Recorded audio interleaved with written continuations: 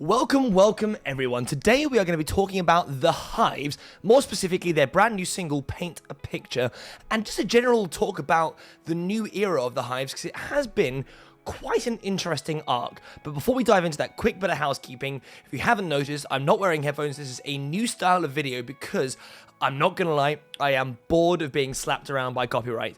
I am pretty sure my previous content, my reaction videos, fall under fair use, but unfortunately YouTube make it quite difficult to get that through. I've been battered and demonetized and have videos blocked so much recently that I'm just going to have to try and adapt a little bit. So we're going to try a different format where I don't sit down and show you the entire video. Instead, we're going to show some clips and have a discussion about it and the sort of world around whatever song we are discussing. There's a reason, I guess, that Fantano and Justin Hawkins and all that do not show the entire video, and it's because you get slapped around by copyright, and I'm not gonna lie, I am now bored of being slapped. So anyway, moving directly onto the Hives. So this is the second single they've released of the recent album cycle. The first one was Enough Is Enough, which came out, what, like a month ago, something like that? Which I actually grew to really quite like. It's definitely like a throwback, and funnily enough, I think that having listened through Paint a Picture a couple of times now, they're really going for that early, like, noughties vibe with the Hives now. So they took like a 16-year hiatus between the Black and White album and the Death of Randy Fitzsimmons. And I love both of those albums, to be fair, but the Death of Randy Fitzsimmons was so great. There are so many great tracks on there. I mean, Bogus of Operandi was amazing, Trapdoor Solution, Countdown, they're all good. It is a good album. I saw them on that tour. It's great. But it felt like a little bit of an evolution. I don't know why, but stylistically, it felt like the songs were a bit more kind of complicated and thematic, whilst with Paint a Picture and the more recent stuff, which is going to come out on the album, which is suitably titled The Hives Forever, Forever the Hives, they have, it feels to me like, gone for a bit more of a throwback to their old style. The songs are shorter, they've got fewer motifs that are kind of like brought in and out with that really, like, you know, signature Hives enthusiasm, and that is definitely what we've got with Paint a Picture. To start with, the music video is like pretty good. If you haven't seen it, I would really recommend it, but they're all kind of dressed up and painted like it's a picture, surprisingly enough. But it's kind of all very 2D. They're in front of a kind of like set. They almost look like mimes. Howlin' Pele is singing on a microphone that is, you know, like a big flat, like ice cream looking thing, and the guitarist is playing on a, you know, flat one where he kind of wobbles around it, almost like Money for Nothing styly. Visually, it's interesting, and as always, those guys are just so goddamn charismatic. They just ooze it. I don't know how, but this dude, he's like 47 now, Howlin' Pele, and he just has not lost a beat. He moves around like a 19-year-old. It's very, very impressive. So that aspect of it was great. There's sort of like, they have a little moment where they kind of break the fourth wall, and you can kind of see the set behind them as he kind of grabs the camera. That's really nice. The video was really good. I appreciate that about it a lot. And the song is kind of interesting. So it's got like quite a traditional, heavy kind of verse structure, where it's quite fast. He's sort of singing his monotone isn't quite the right word, even though I've listened to interviews with Howlin' Pele where he has described his own vocal delivery, at least in some of the songs, as being a little bit monotone, which is fine. It's kind of part of their brand. He's often said in public, uncomplicated, shouty energy is kind of their brand, and hey, it's worked for them so far. So no comments on that one. You kind of then get into these choruses, and they have a complete slowdown, and the chorus is like quite different. Like the time signature feels like it's changed. It's a really nice way of doing that.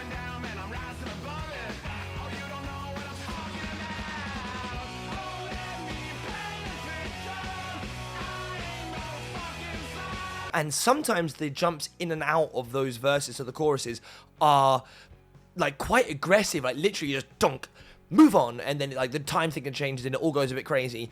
But I don't know, it doesn't feel jarring. It feels kind of part of this complete art, which I don't know whether or not it's just like they're all so goddamn competent. They play with such charisma and such confidence. He sings with so much of that as well that everything just kind of slots into place, because I feel like poorly executed, those time signature changes could really hurt, but nope. They're really good, so I've got lots of good things to say about that. The song is great.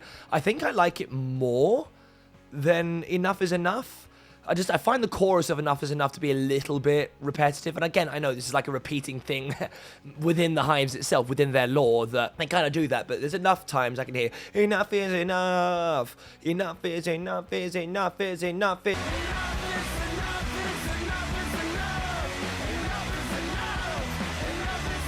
You get my point. I quite like that this one's a bit tighter, a bit snappier. The sections don't last as long. They kind of flip between them. But that brings me on to my next point, which is really interesting. And I did have a little Google of this earlier. Well, when I say I had a little Google, I had ChatGPT a little Googling for me. Because I was like, both of the songs that they've just released have got like big hard fucks in them. Like the opening lyric for is enough is enough is. And in the chorus for Paint a Picture, they swear like a lot. Bugger, I was going to check the lyrics, but they've currently not been transcribed onto Genius yet. I think this song did actually come out like half an hour ago, so I guess I'll forgive them. But anyway, there's a lot of swearing in that one too. That made me think, I don't think I can really picture the Hives swearing for like almost the entirety of their career. And it turns out I'm like right. So I believe if you look at it into the early noughties, again, this is ChatGPT is telling me this stuff, so I apologize if it's a little bit inaccurate. Apparently they've got a song called A Christmas Duel, where it has the line, "Who the fuck wants a Christmas tree?"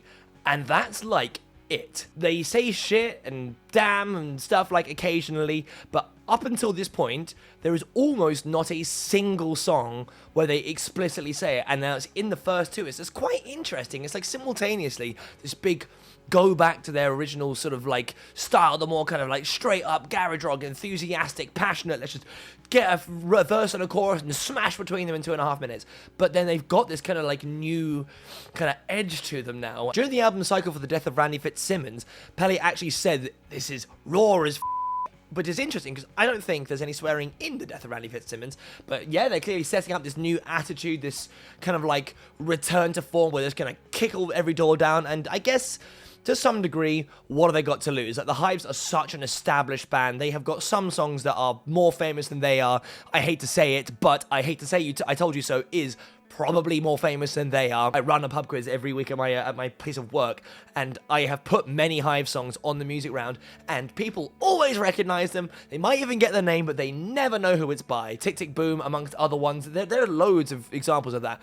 So they're like, it sounds harsh to say that the sort of like pinnacle of their career is over, but I think in terms of their like traction in the mainstream, it doesn't help that rock and roll is no longer the like predominant music of the youth nowadays. Unfortunately, we lost that battle to hip hop to stay culturally relevant, so that's probably got a little bit of something to do with it. But my point being, they can afford to just not care anymore. In fact, I heard it again, the same interview with Pele, and he was talking about the music video for Bogus Operandi. Because if I'm not mistaken, the director of that music video is like quite prolific. Let me have a look. Yeah, so it's directed by Orb Perry. I'm really sorry for saying that wrong. I'm not good with Swedish names, but this person seems to be quite a prolific director of music videos. In fact, oh wow, cool, they did a more recent Fontaine's DC song and other things. Anyway, so obviously, if you watch that music video, to start with, just go and do it. It's great. It's like very Evil Dead inspired. It's got that really, really OTT classic horror feel to it. It's also quite violent. Like, I'm saying quite violent. There's lots and lots of blood getting sprayed around to the point where I am pretty sure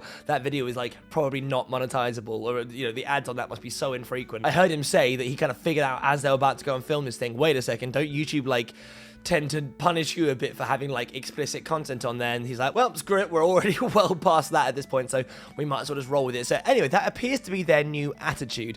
So yeah, I know, lots to think about. I'm very curious to see how the rest of this album shakes out. It's just nice to see them back doing what they do well. They are like the sound of that genre, and it's nice to see their figureheads continuing to wave the flag. So yeah, anyway, I think that's probably all the waffle I've got on that one. Thank you very much for watching. I hope that this new format kind of works and people like it, and more conversational, less showy, more talky, because I don't really feel that I have much of a choice. Follow me on the socials, that would be amazing. Like, share, subscribe, all of that crazy stuff. Let me know in the comments, what do you think? What do you think of this new era of the Hives? Do you prefer the old classic? Do you think they've managed to recapture that magic?